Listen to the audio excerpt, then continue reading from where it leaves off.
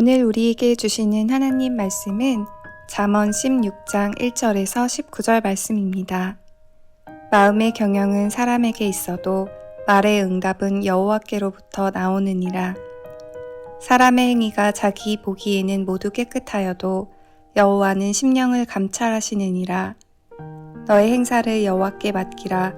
그리하면 내가 경영하는 것이 이루어지리라.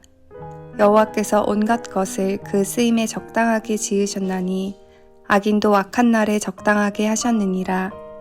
무릇 마음이 교만한 자를 여호와께서 미워하시나니 피차 손을 잡을지라도 벌을 면하지 못하리라. 인자와 진리로 인하여 죄악이 속하게 되고 여호와를 경외함으로 말미암아 악에서 떠나게 되느니라. 사람의 행위가 여호와를 기쁘시게 하면 그 사람의 원수라도 그와 더불어 화목하게 하시느니라. 적은 소득이 공의를 겸하면 많은 소득이 불의를 겸한 것보다 나으니라. 사람이 마음으로 자기의 길을 계획할지라도 그의 걸음을 인도하시는 이는 여호와시니라. 하나님의 말씀이 왕의 입술에 있은즉 재판할 때에 그의 입이 그르치지 아니하리라. 공평한 저울과 접시 저울은 여호와의 것이요 주머니 속의 저울추도 다 그가 지으신 것이니라. 악을 행하는 것은 왕들이 미워할 바니 이는 그 보좌가 공의로 말미암아 굳게 섬이니라. 의로운 입술은 왕들이 기뻐하는 것이요 정직하게 말하는 자는 그들의 사랑을 입느니라. 왕의 진노는 죽음의 사자들과 같아도 지혜로운 사람은 그것을 쉬게 하리라. 왕의 회색은 생명을 뜻하나니 그의 은택이 늦은 비를 내리는 구름과 같으니라. 지혜를 얻는 것이 금을 얻는 것보다 얼마나 나은고 명철을 얻는 것이 은을 얻는 것보다 더욱 나으니라. 악을 떠나는 것은 정직한 사람의 대로이니 자기의 길을 지키는 자는 자기의 영혼을 보전하느니라. 교만은 패망의 선봉이요 거만한 마음은 넘어짐의 앞잡이니라. 겸손한 자와 함께하여 마음을 낮추는 것이 교만한 자와 함께하여 탈취물을 나누는 것보다 나으니라.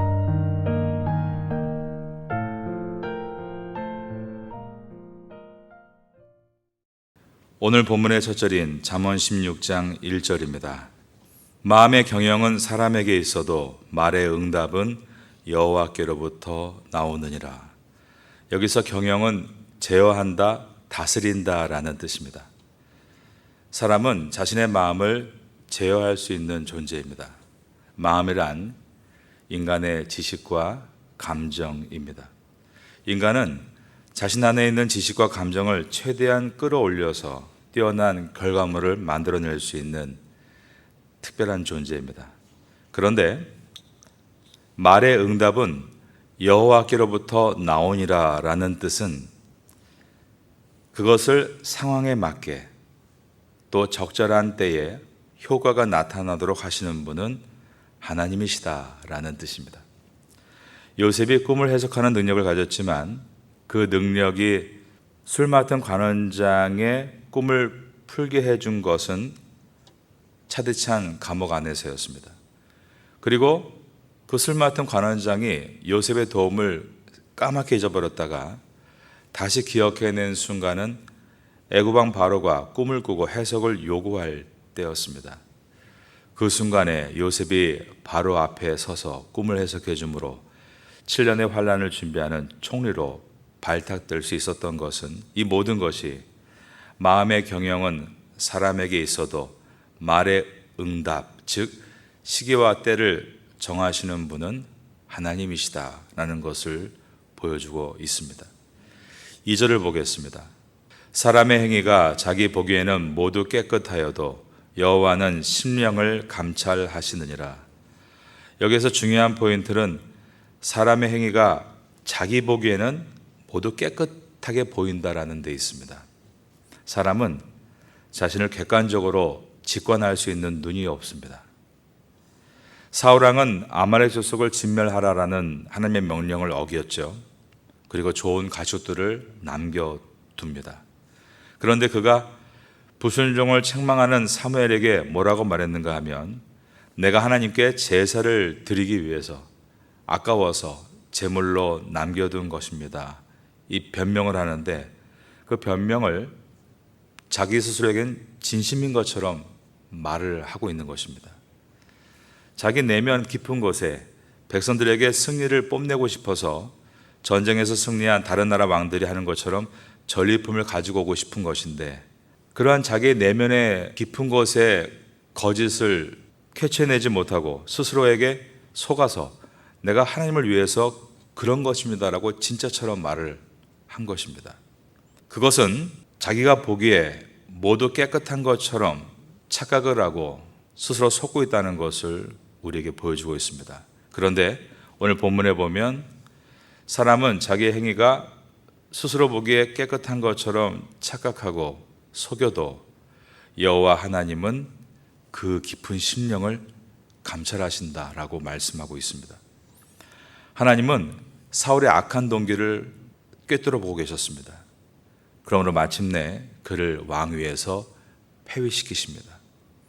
하나님은 보이지 않는 사람의 동기와 의도를 정확하게 꿰뚫어 보시는 분이심을 우리는 기억해야 합니다. 그러므로 우리의 내면의 깊은 동기조차 낱낱이 살피시고 파악하시는 하나님께 우리는 숨김없이 우리의 생각과 계획과 목표를 모두 아뢰어야 맞습니다. 3절은 그것을 너희 행사를 여호와께 맡기라라는 표현으로 우리에게 교훈합니다. 너의 행사를 여호와께 맡기라. 그리하면 내가 경영하는 것이 이루어지리라. 우리는 우리가 가진 생각, 지식, 그리고 감정과 의지를 여호와께 다 맡길 수 있어야 합니다. 주님께 그 모든 것을 기도로 아뢰는 것입니다.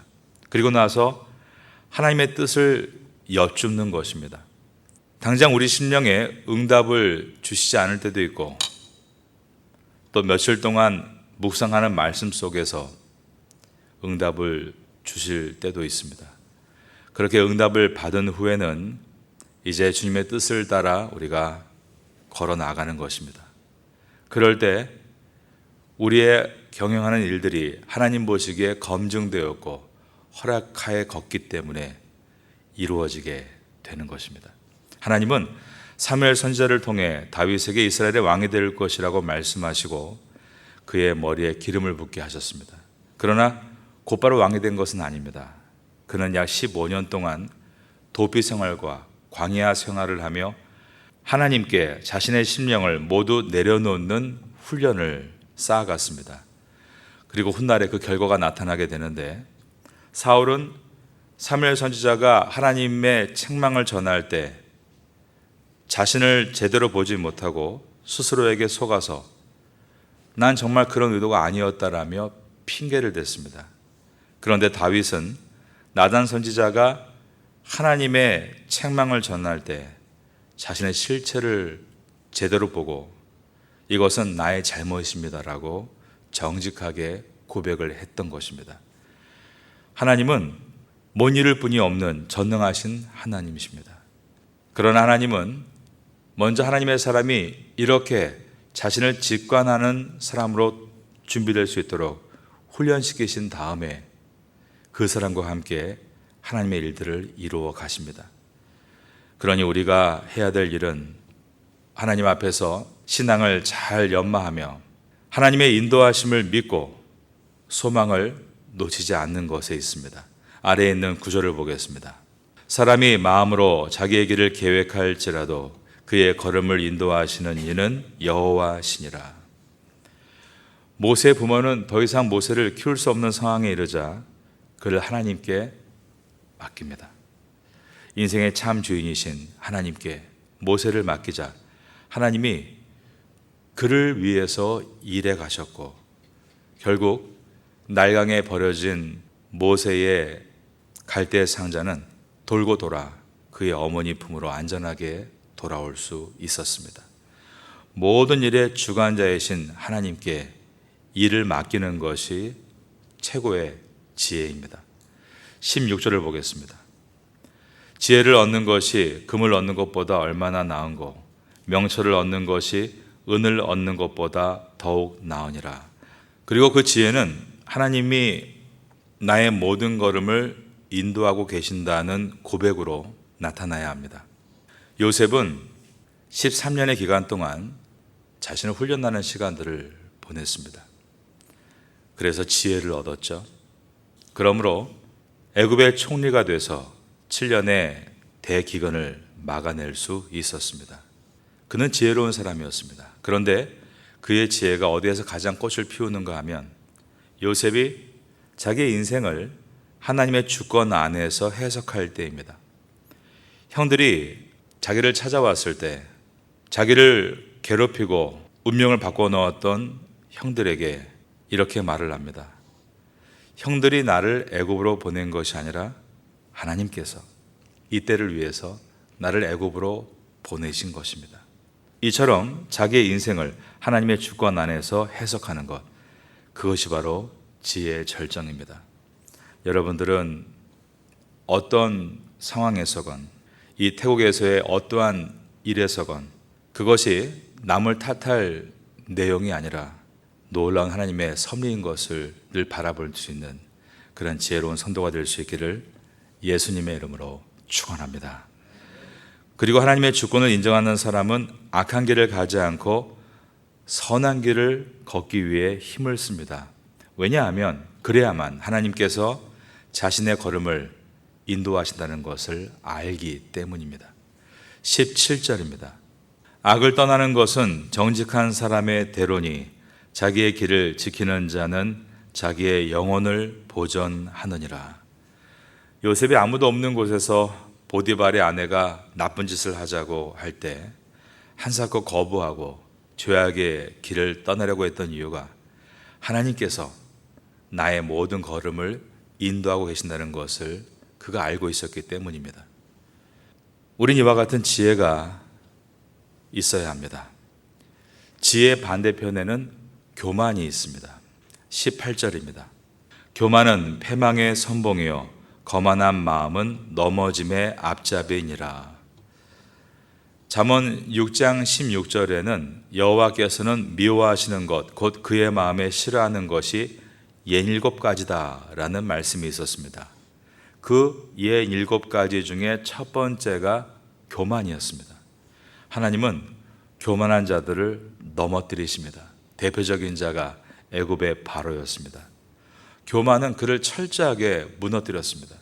그러므로 하나님의 주권을 인정하는 사람에게는 항상 겸손함의 지혜를 갖고 있어야 합니다. 오늘 본문의 마지막 절인 16장 19절입니다. 겸손한 자와 함께하여 마음을 낮추는 것이 교만한 자와 함께하여 탈취물을 나누는 것보다 나으니라. 겸손은 하나님에 대한 인식에서부터 시작합니다.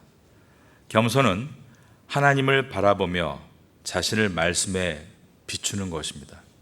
겸손은 내가 성도라는 정체성을 분명히 인식하고 있을 때 온전해질 수 있습니다.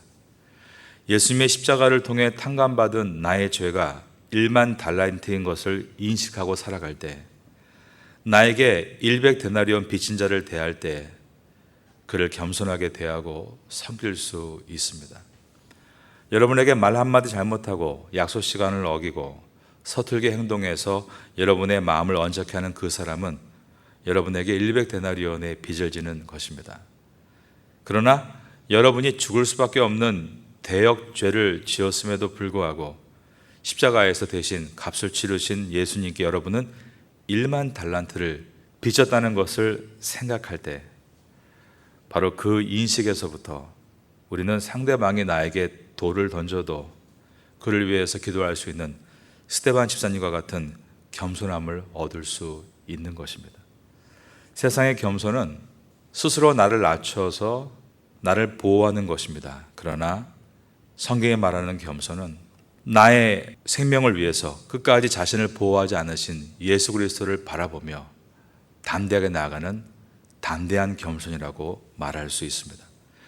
하나님의 주권을 인정하고 인생의 모든 행사를 하나님께 맡기며 그 모든 인생의 구비구비마다 하나님의 실존 앞에 나를 겸손히 빚어갈 수 있다면 하나님은 오늘 본문의 말씀과 같이 마음의 경영은 우리에게 있어도 말의 응답은 여호와께로부터 나느니라. 여호와께서 그 길에 놀란 응답을 주실 줄로 믿습니다.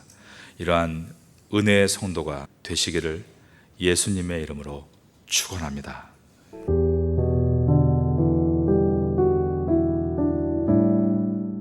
지금은 함께 기도하는 시간입니다. 11월의 기도 제목은 첫째, 새해 하나님께서 주실 교회 비전을 위해. 둘째, 새해 하나님께서 만들어 가실 각 부 및 각 팀 구성을 위해. 셋째, 새해 새롭게 시작하는 교회 학교와 태국 예배부와 장애인부를 위해. 넷째, 새해 하나님께서 인도하실 개인의 가정과 학업과 사업을 위해. 말씀을 붙잡고 기도하는 귀한 시간 되시기를 소망합니다.